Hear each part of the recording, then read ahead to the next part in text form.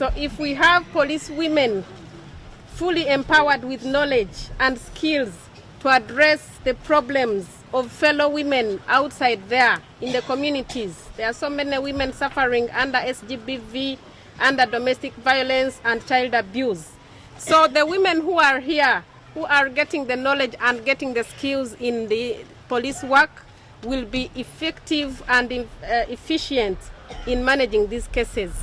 We have been moving to several police stations within Awil town here, even outside Awil town, and we observe that there are very few women investigators. Even the few who are there are not very competent because they don't have the basic skills in policing.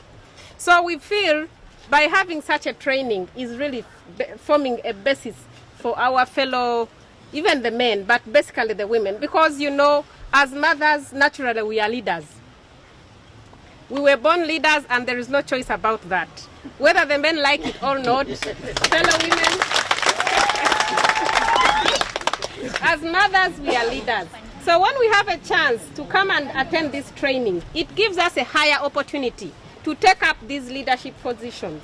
Very soon we may have a police commissioner who is a woman in Awil, and we shall be Okay. Basing on that, sir, I thank you for considering this as a very good opportunity for the women to participate in this training.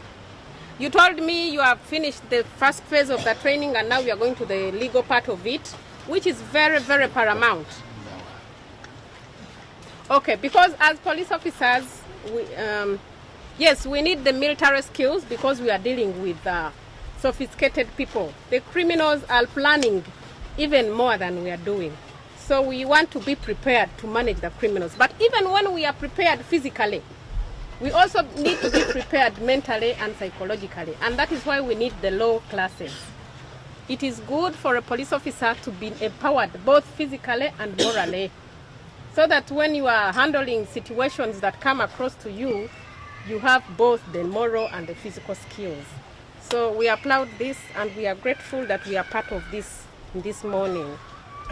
As implementers of the law, of course it is our responsibility to know what laws exist in our country and how we are going to address and implement them.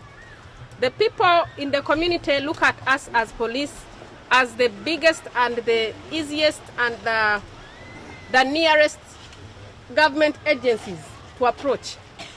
Even back home from my country in Uganda, where most of you have been, I believe, the community has a lot of confidence in the police than any other government institution. Talk about the hospitals, talk about the other legal systems, talk about maybe the construction, road construction.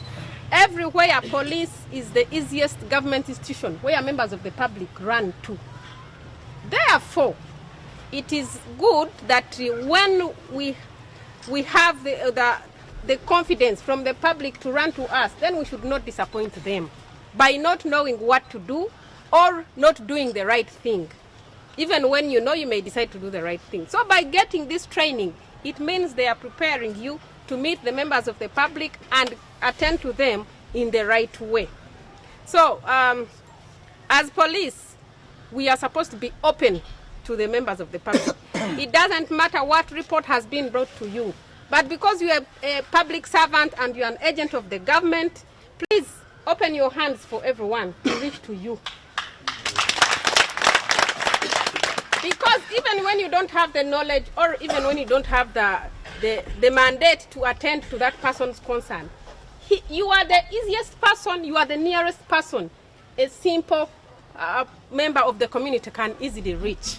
So please receive them, listen to them and advise them. If you cannot handle, we have very clear chains of command. Please refer like that, like that. Eventually you will find us satisfying the needs of our community. And when we have a satisfied community, it means we shall have a developed community. And a developed community definitely will embrace peace, which we are all craving for here in South Sudan. So as a police institution, really, I am so happy and blessed to find an organized team like this getting skills and knowledge of managing police work. As a police officer, I know there are so many challenges across us, and especially as police women. But fellow police officers, stand strong, because by being a police officer is not an accident. It is not a mistake, it is God's call. You get me? Yeah. It is not a choice, it is God's call that you are a police officer. So God has positioned you in your position. However small your position is, He wants you to serve His people. And not the people of elsewhere, but the people of where? Of South Sudan. So kindly don't disappoint your God, who has positioned you in that position. And also with God, through your commanders, you have been identified out of the many, because there are so many who wanted to join police, but they did not join. So if you have been one of the lucky that has been trusted and identified to be a police officer, please don't disappoint the authorities that have given you the chance.